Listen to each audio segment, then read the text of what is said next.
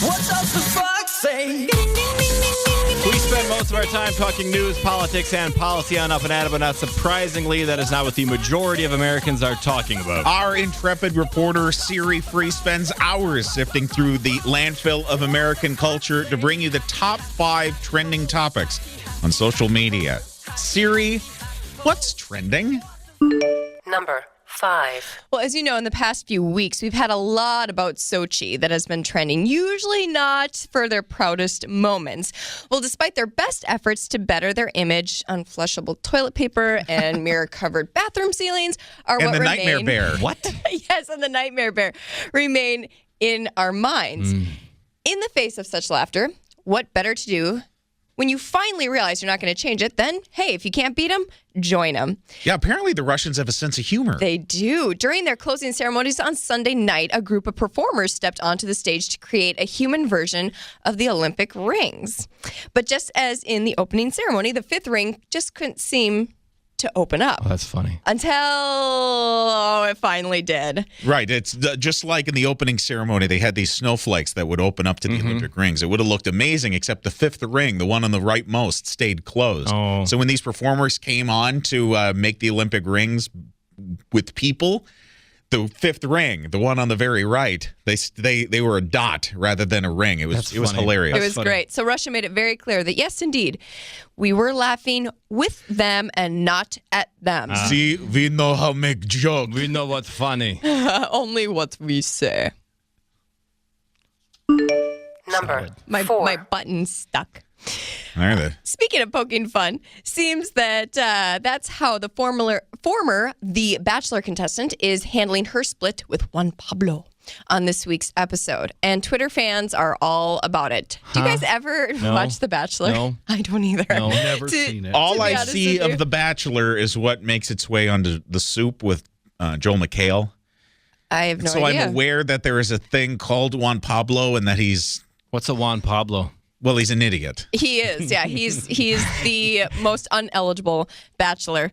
To begin, the episode featured the Atlanta attorney, this gal named Andy Dorfman, confronting Juan Pablo. Dorfman. Telling him how into himself and over him she was. He responded by telling her, "It's okay. It's okay." So he's like, there's nothing that makes that a what he woman sounds more. like? Okay, yeah. What makes How's that again? What He's makes a He's woman okay. He's more okay. angry than when she is yelling at you about something and it's okay. It's okay, Siri. sweetheart. He's good looking. Calm down. Don't you dare. Siri. The response. Siri, it's okay. No, it's not okay. No, the response only chill. irked the 26-year-old more. You're getting hysterical. It's not okay, she said. I left behind family, friends, a job. I missed weddings and things, and I did it all willingly. I put myself out there. It's not okay. But she wasn't done yet. As the episode was aired, Andy took to Twitter to mock Juan Pablo with the backup of fellow former contestants Charlene, who was from an earlier competition, and Kelly. Charlene posted a pic reenacting Juan's response of, "It's okay," and touching her eyebrow to let her know it's okay. That's weird.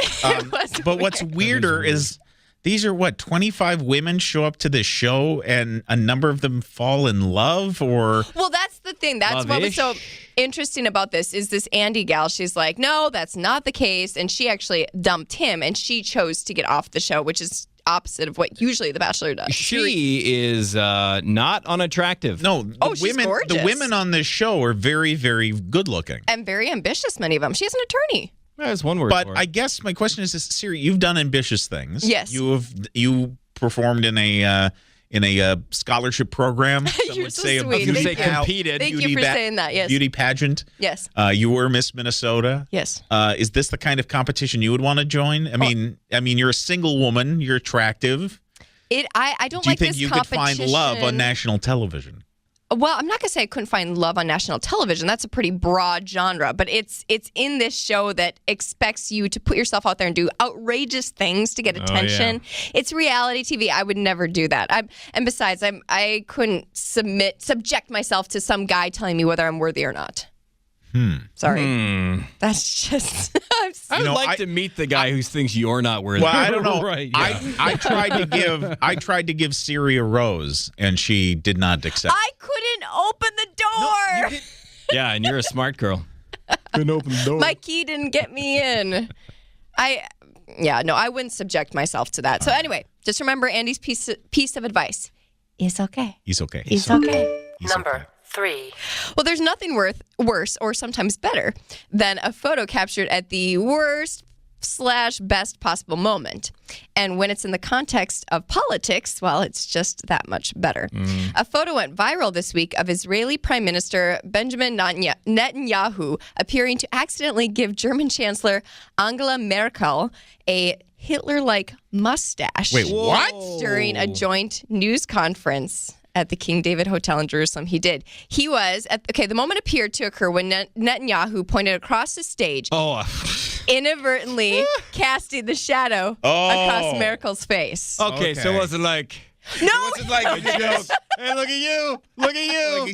Like he stuck his fingers to make the toothbrush mustache. No. He was pointing, and He was pointing like Zig Heil pointing. No, No, pointing in front of her face, the shadow looks like a mustache. You can't make this stuff up. I mean, you have the Israeli Prime Minister and the German Chancellor. That's embarrassing. And he's pointing across the stage, and the shadow the way the flash hit, it just gave this perfect little mustache under her nose. Well, it's better than what I thought it was, him like joking with her, because that would not be funny. No. On either side of the joke. No, it was very unintentional. Of course, Merkel was not there to talk about her country's past.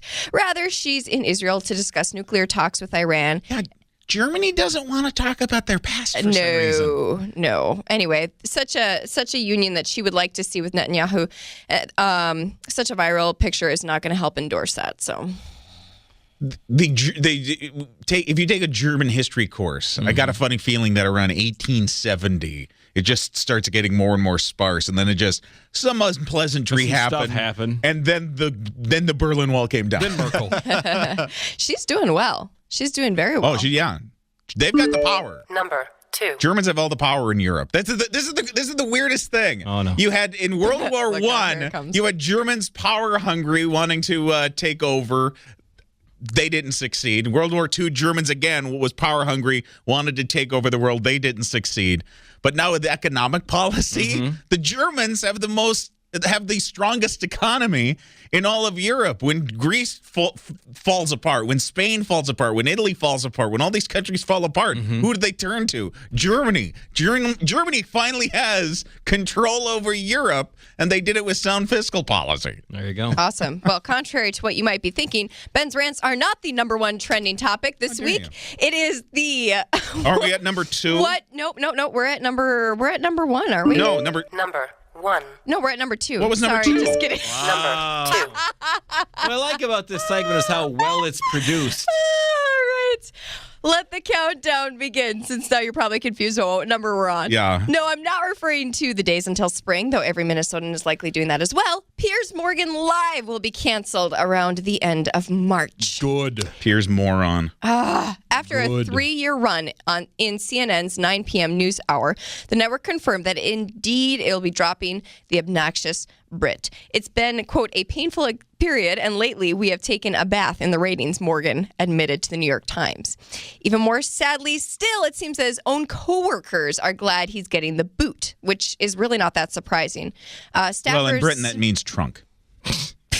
Okay. Staffers at Piers Morgan Live are actually relieved that CNN has canceled the show. Okay. He was always such an a-hole to people working for him, one insider said. Wow. The makeup girls suffered the worst. He was rude and belligerent, said another source. What, the rude guy on TV was rude to his coworkers? Yeah, I know, it's shocking, Oh, right? my God. Well, thus proves Morgan has so much to learn from the political party that he favors so much. You can be wrong. Just make sure you act like you care, which he was wrong about. No, a lot of people saying, oh, well, this is just because no one from America wanted to hear some smug British smarmy guy tell us why we're wrong on guns. No, it's because the guy's a jerk. Britain hates him too. Yeah, Britain was glad he left Britain. I don't care where he's from. Yeah. Rush has that one guy with the British accent who fills in all the time. He's great. Oh, yeah, I love it when he fills in. I think he's actually from Australia.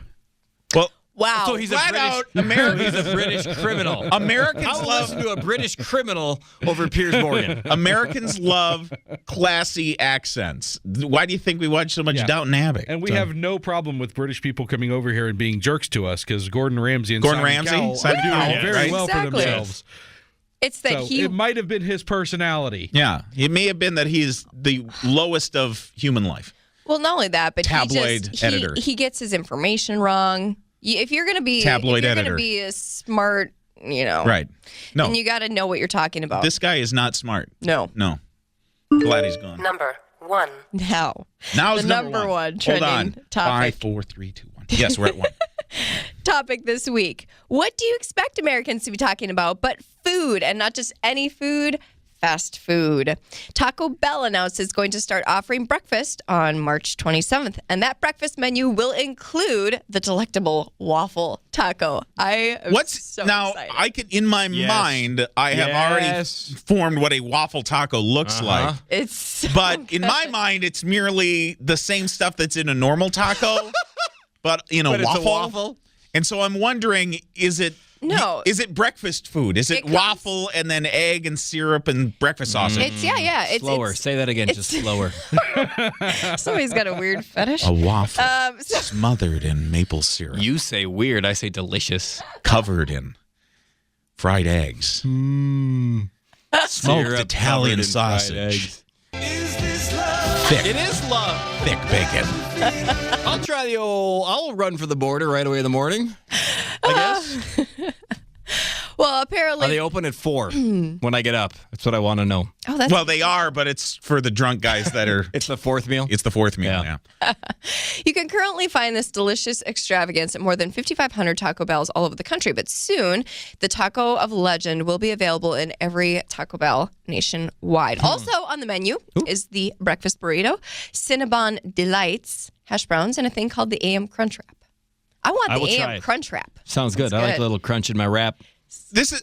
Can I just get a taco at 8 in the morning? I mean, why do we have to have? How do you find special something to breakfast complain food? about with a waffle taco? No, Ben? because I'm Ben. gonna get to the. I'm with Siri No, on because this I'm one. gonna get to the Taco Bell drive-through and say, "Hey, I'd like some nachos," and they go, "We don't serve nachos now. We've we got serve breakfast nachos. You can get breakfast nachos, which is like a Cinnabon, and then you dip it in not nacho cheese, but like syrup, and it's like, no, I want nacho cheese. Wait. Oh, my Ben. goodness. That's a Ben's great like, idea. Breakfast nachos. Breakfast They're, nachos. Triangle waffles. You dip Right. in syrup. gross. And ground beef. Crumbled sausage Yeah. on top of them. Oh, actually, And that's fire not sausage. Too bad. And Fire sour sauce. cream, because they put sour cream on it. That's right. The point is, we can finally get every single meal at Taco Bell now. No reason to leave. Put a smile at your face at Taco Bell. The careless whisper music doing. Sexy sax man wants his Taco Bell. That's right. Taco Bell breakfast makes me feel sexy. Siri, thank you so much for letting us know what's trending online. Thank you, Siri. This segment fell apart very quickly. Siri, you host a weekend show here on Twin Cities News Talk every noon to 2. It's Yes. Saturdays with Siri. You tell us what is great about Minnesota in spite of the weather being Well, like this. interestingly, this weekend we are going to talk about some of the travel trends around this time of year among Minnesotans, but we're also going to talk about Minnesota's oldest murder mystery. Oh, Really? Yeah. nice. I love little crime stories like I know. So that should be good. And then we're also going to talk with some gentlemen from St. Thomas who started a charity organization that gives hats to kids that have cancers, and so they lose their hair. Oh, dear. And these are two young guys from St. Thomas undergrads, and yet they've started this huge, what's turned into a huge charity organization, and they've done tours across the United States. So it's really inspiring. Aw. Yeah, warms your heart. That's going to be a great story. So if you want to hear those stories and more about the great things about Minnesota, listen to Saturdays with Siri, noon to 2 every Saturday on Twin Cities News Talk. Siri, thank you so much for telling us what's trending. Oh, thank you for having me. Thanks, Siri. Aw.